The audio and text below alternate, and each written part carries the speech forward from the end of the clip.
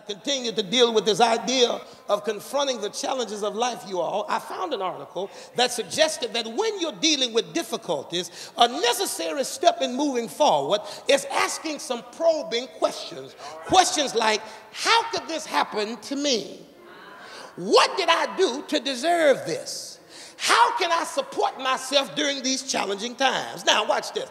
I'm not trying to tell the author who wrote it what to think or what to write, but my problem is, while that sounds good, that ain't Bible. That's right. You're looking at me funny. Let me help you.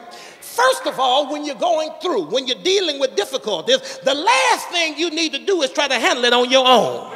I said something right there. I said that when you're going through challenges, when you're dealing with difficulties, the last thing to do is to try to handle it on your own. The Bible says, cast all your cares on the Lord because he cares for you. The Bible says, come unto me all ye that labor and are heavy laden, and I will give you rest. I wish I had somebody. So it doesn't make any sense for me to try to hold up by myself what the Lord has already promised he would handle for me. Why in the world would I stay up at night trying to figure it out when God has already said, if you give it to me, I'll work it out? Is there anybody over in this place that can say, I gave it over to the Lord and he worked it out? When mama couldn't help me and daddy couldn't help me and my boo couldn't help me, I gave that thing to the Lord and he worked it out. Will help somebody understand that your circumstance might be a setup for you to make the come up. Here's the first thing. If it involves me, God will confirm it with me. Let me say it one more time. I got to say that for my super spiritual folks. If it involves me, God will confirm it with me. If it's about me, God will talk to me. I said, if it's about me, God will talk to me.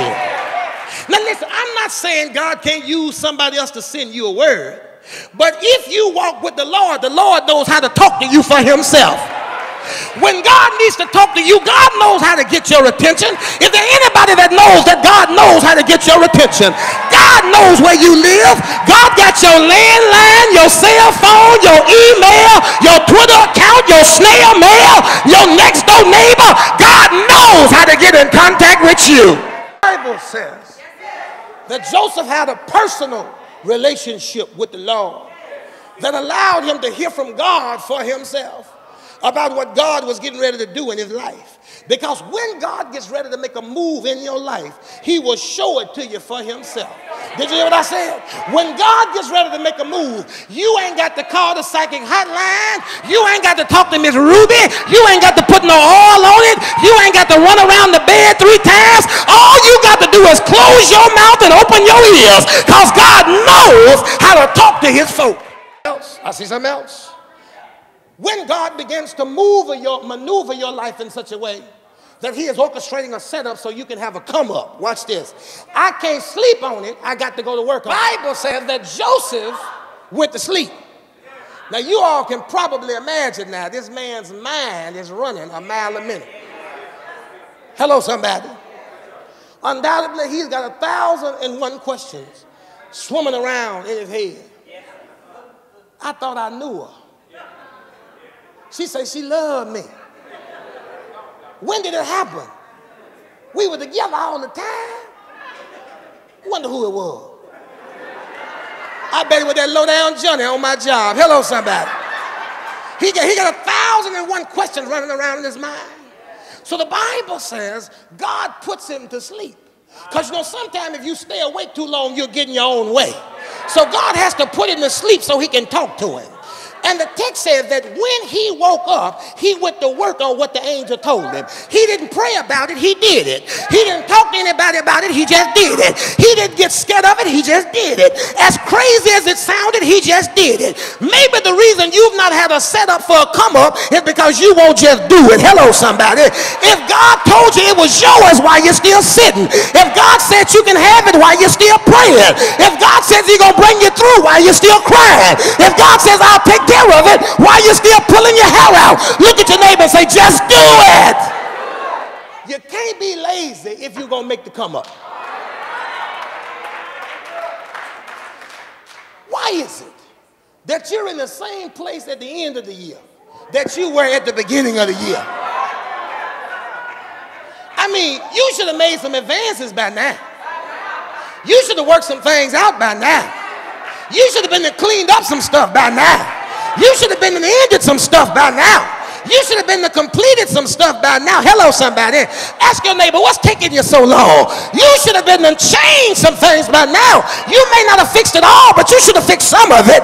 You may not be all the way right, but you ought to be part the way right. You ought to be changed some stuff by now. Your neighbor say, don't just talk it, you got to work it. See, it's not enough just to talk that word, you got to work that word.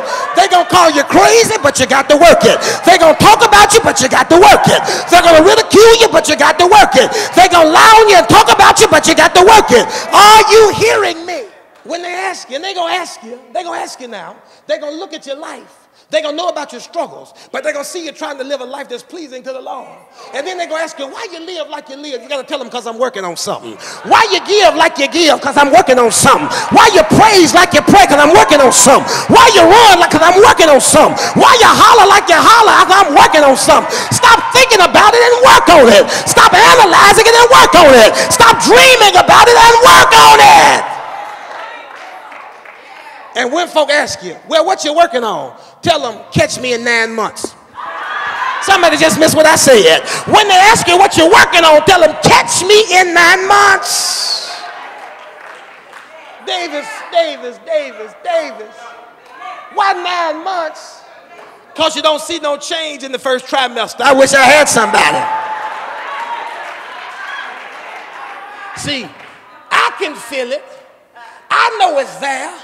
I know it's working on me, but it's too early for you to see it. I wish I had somebody. I know what the Lord is doing in me. I know what the Lord is doing through me.